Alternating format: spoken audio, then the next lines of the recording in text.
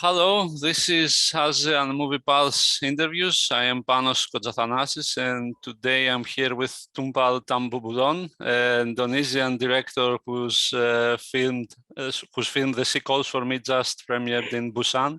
Hello, Tumpal. Hi. So to begin with, hello.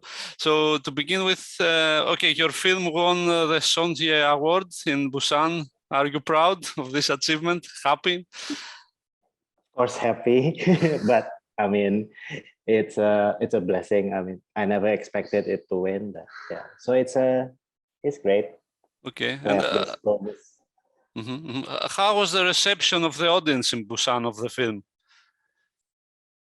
Well, I didn't have a lot of response because maybe we are Asian, so we are shy.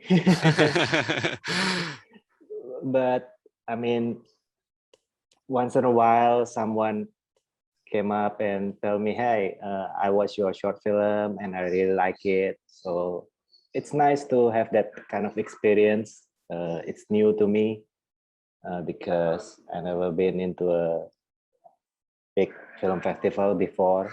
So this is my first time that to have a film in a film festival like Busan or anywhere.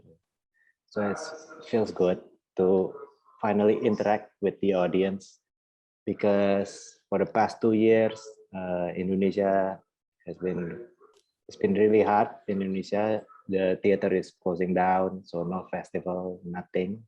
So actually, when I'm in Busan, that is the first time I saw our film in a big screen. So even while doing the post-production, I could only see the short film in a laptop or TV. So it's also quite scary because I never know that there might be some mistake that we don't see because the screen is very small.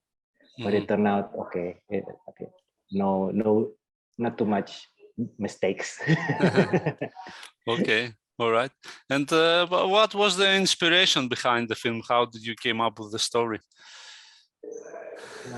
Well, there's a news article, I think 2 years ago, maybe even before. This is in the eastern part of Indonesia. Indonesia is an archipelago, so we have many islands. So one of the eastern part of these islands, a fisherman found a doll, actually a sex doll, and they think it's an angel, a fallen angel. So there's a lot of commotion in the village that we found a fallen angel. And so police came and the press came, and we could see the picture in the article that it was a sex doll, like, but it was dressed beautifully, and everybody took a picture with the sex dolls. Even the police took a picture with sex dolls. So I don't know, for me it's very weird, but life is weird. But at the same time, I don't want to say that they're dumb or they're stupid, but I was more fascinated by human imagination. Like, oh, but then it's an angel. Like, it's not a sex toy. It's an angel. It's very, very beautiful metaphor, like angel, fallen angel. So, but the story of the film itself is just a fiction. So I was more concerned about this feeling of longing for human touch, because the film was shot during the pandemic, December 2020, and there's something missing, especially about human interaction, because we're in lockdown. So we cannot touch each other. We cannot even shake hands because we're afraid of the virus.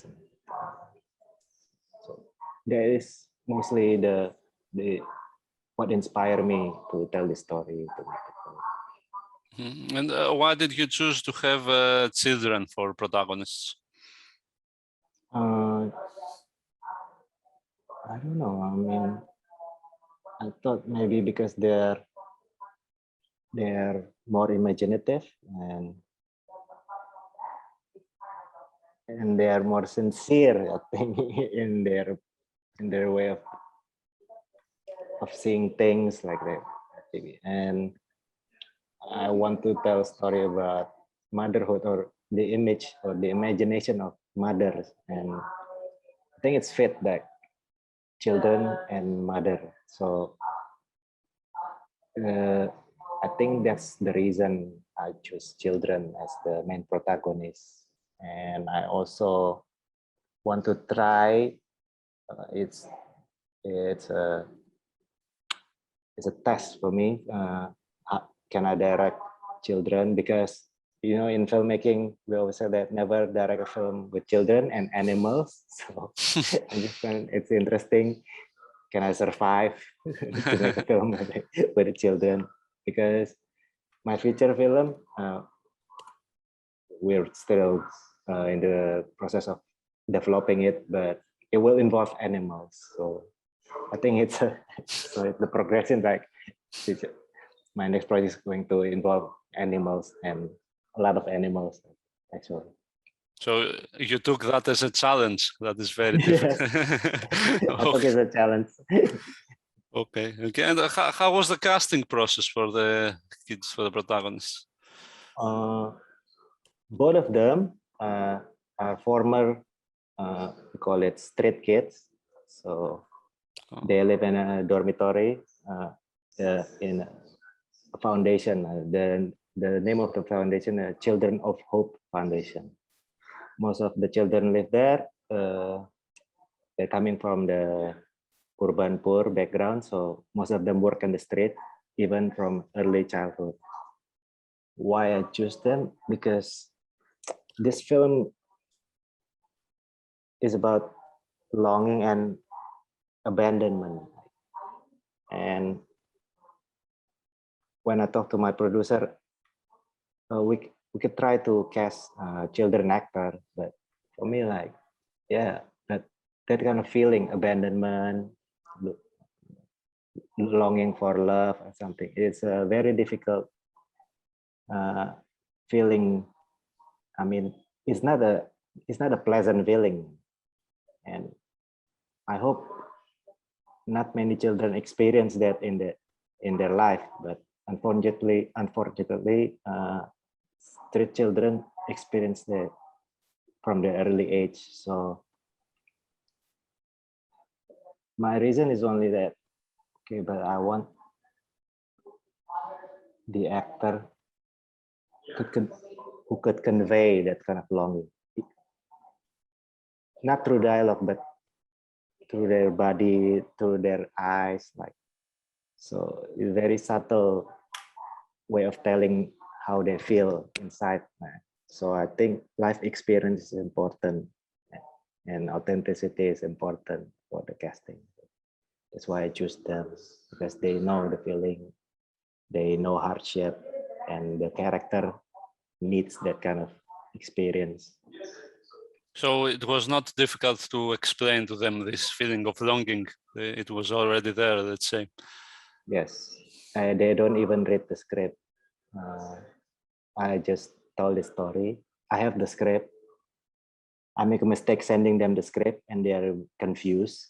And so, okay, just forget the script.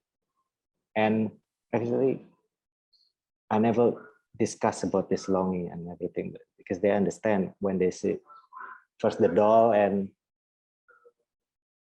what the character do to the doll. They understand. Well, there's a problem that it's a sex toy, so a sex doll. So I have to explain to their, let's say, to their caretaker, I mean, the head of the foundation, that you can read the script. There's nothing really sexual about the story. So this is not that kind of story. This is a story of longing or love.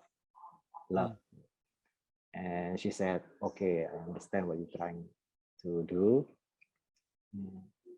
just make sure that we not get into trouble when the film begins. Like, okay, boss, like don't worry Okay. about that. But did they find it funny that they have to interact with a sex doll, or how did they feel about that?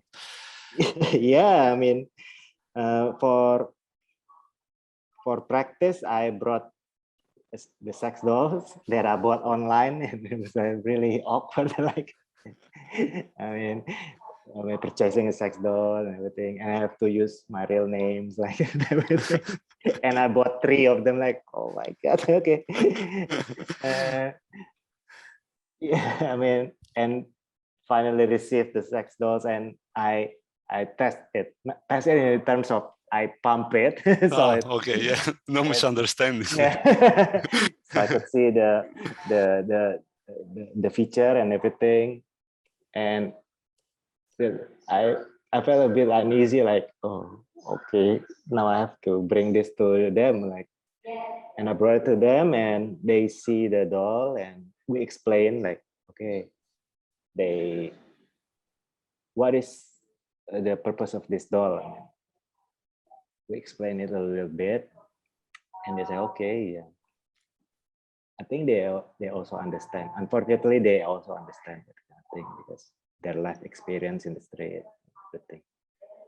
So yeah, it's a bit awkward, and but also funny. And so the the boy, the main protagonist, lives with the doll. Say, well, not live, but they put the doll inside the room for maybe a week and just practice all the scene, like, because he have to touch the doll, wash the doll and everything. So most of the preparation is just him doing the same thing again and again. Okay. And can you tell me a bit about the location, the film where was shot? Location is in the outskirts of Jakarta, so the capital of Indonesia. There's a fishing village around there. It's near the airport, the international airport. So because Jakarta is a big city, so most of the beaches in the sea is very dirty, and people live there, and so it's kind of it's a part of town that most people don't see. We only see the big buildings and all this modernity and all these flashy things, but we are a developing country, and so there's a lot of people who also didn't have much. So it's, and I actually live in that kind of part, in that kind of area. Well, different part of Jakarta, but we consider like the poor part of Jakarta. So I know the feeling, I know the area, I know the what kind of people who live there. I choose that part for the film. Okay, so the interior of the huts is what it is actually, or you had to change them significantly? All of them are relocation. We couldn't change much because it's actually their house. I like the feeling also, the way we choose the location with my production designers. We want the authenticity, like, which is a problem because it's very small. So the DOP felt maybe a little bit. She had a lot of headache, like, oh, how can I do a lot of things, the lighting and everything. But yeah, I mean, that's why we are trying to achieve. Okay, but can you tell me a bit more about the visual aspect of the film? What would you tried to do? There are also some very impressive scenes, the one in the end in particular. My approach is like very simple, because we only have 2 days to finish the film. So I have to be economical, and I have to be really precise in what I try to achieve. So I don't have a lot of shot. I know that early on when I check the schedule, like, oh my God, one day 20 scene, like, oh, can I do this? So, but this constraint also helped me to think a lot about the shots. Like, so most of them are master shot. I want also to see the environment, the place, and I really like the sound of the sea because it's just in front of the house, and it's very strange because you're inside the house, but you can hear the sea every time. Like, because I don't live near the sea, so it's like very new. In my house, what I hear only traffic, like cars and everything, and railways and everything. But yeah, so in terms of aesthetic, well, just how to convey the scene in a, let's say, minimalistic approach. Like, I only see them. You can see the whole body and everything. So not too much coverage and everything. What else? We want to see interaction between the doll and the boy. Okay. And also, the film seems to comment a bit on how violence is created. What is your opinion on the subject?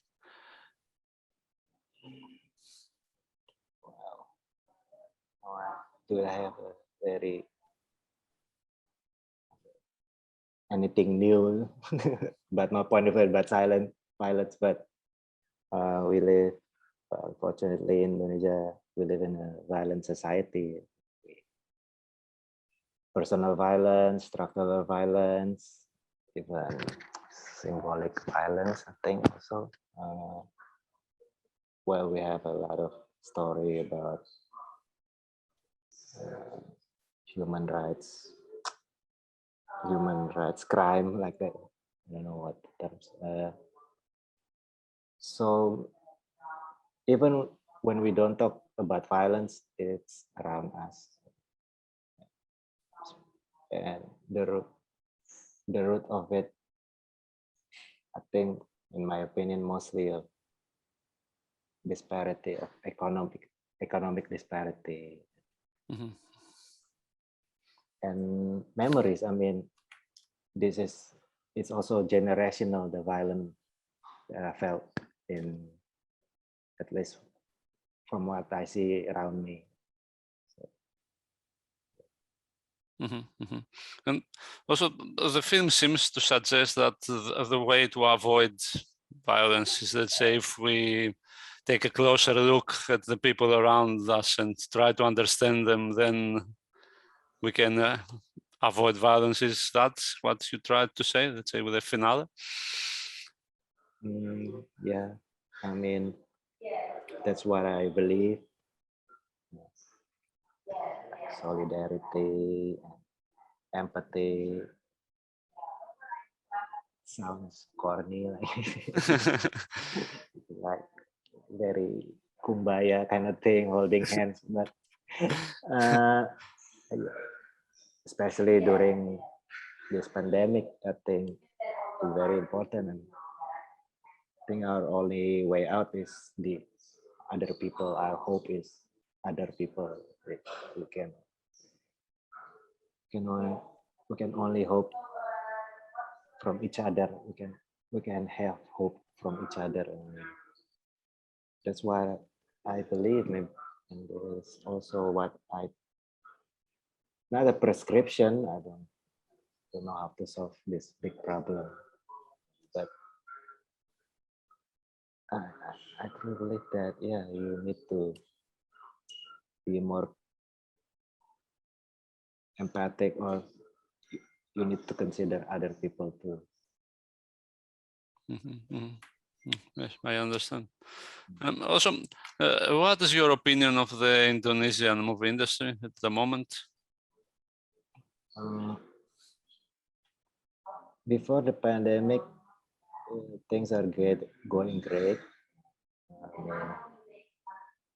We kind of like have a new wave kind of thing, not the pandemic. I mean, the term wave now is very different. Like, very a lot of young filmmakers coming up. Even in terms of genre, we have more options, and the government, I think in 2019, open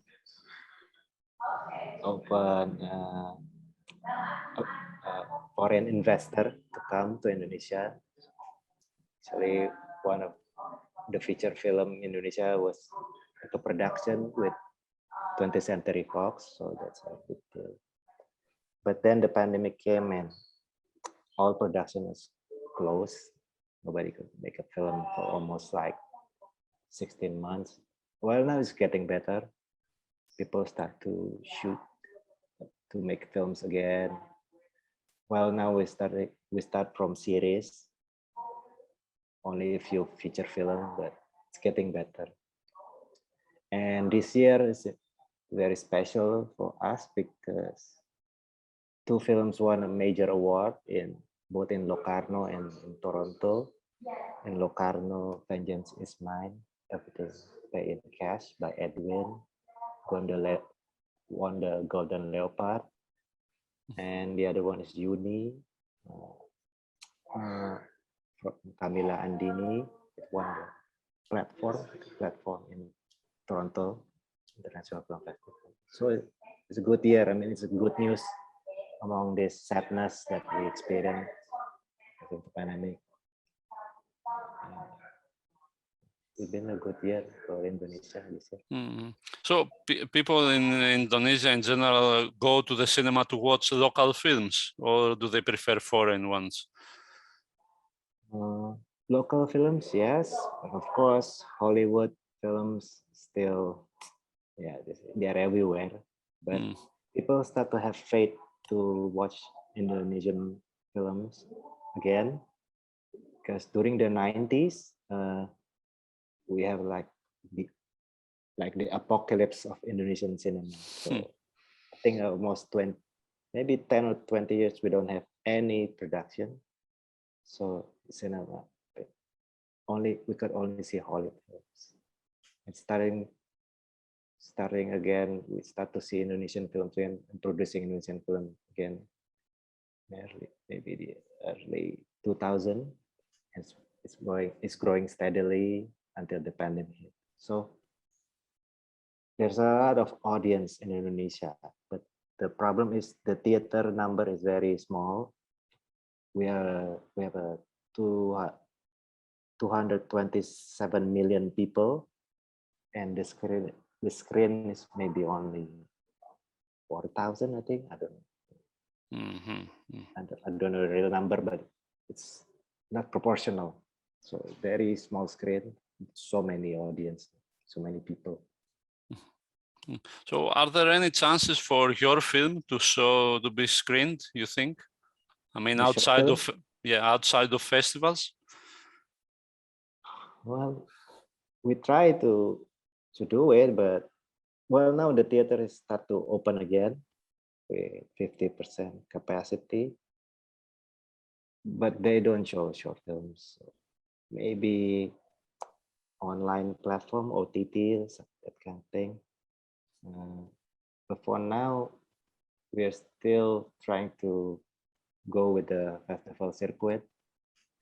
Well, hopefully by the end of this year, there's a film festival in Indonesia. We're still hoping that they will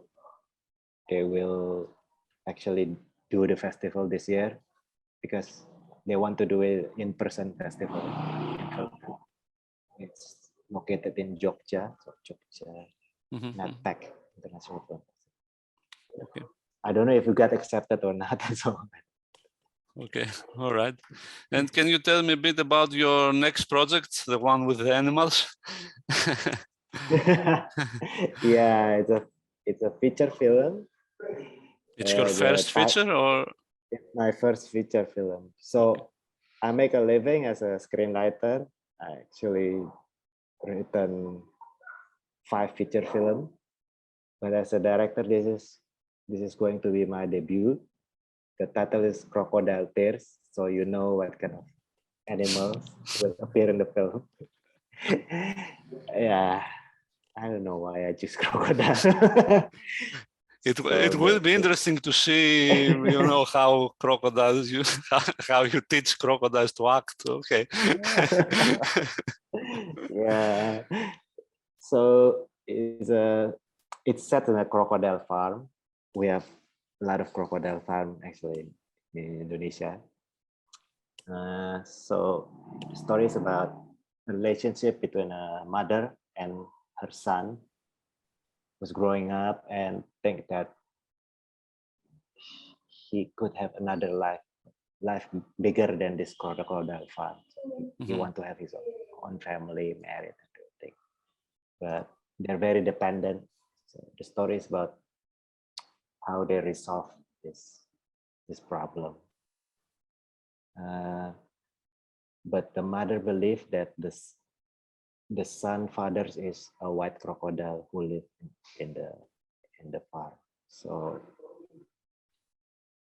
yeah, that's Okay, sounds interesting. that kind of story. Okay, I'm curious. I'm definitely curious. Yeah. Okay, so do people eat crocodile in Indonesia? That's what the farms are for? The farm is for, they use the skin for jackets and shoes. So they are bred for the skin. I don't know if they ate it. I think, yeah, maybe they ate it also. I've seen some crocodile restaurant around the area. You've never tried it? Not really. Maybe, I don't know. I just, okay, interesting like that. Okay. Well, I guess that's it. Thank you very much, Tumpal. This is ASEAN Movie Pulse interviews from Panos Kotzathanasis and Tumpal Tampubolon. Thank you very much. Bye. Yeah, thank you. Thank you for having me.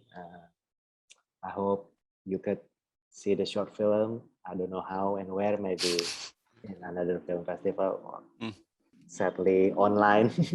And yeah, take care, stay healthy, and long live cinema.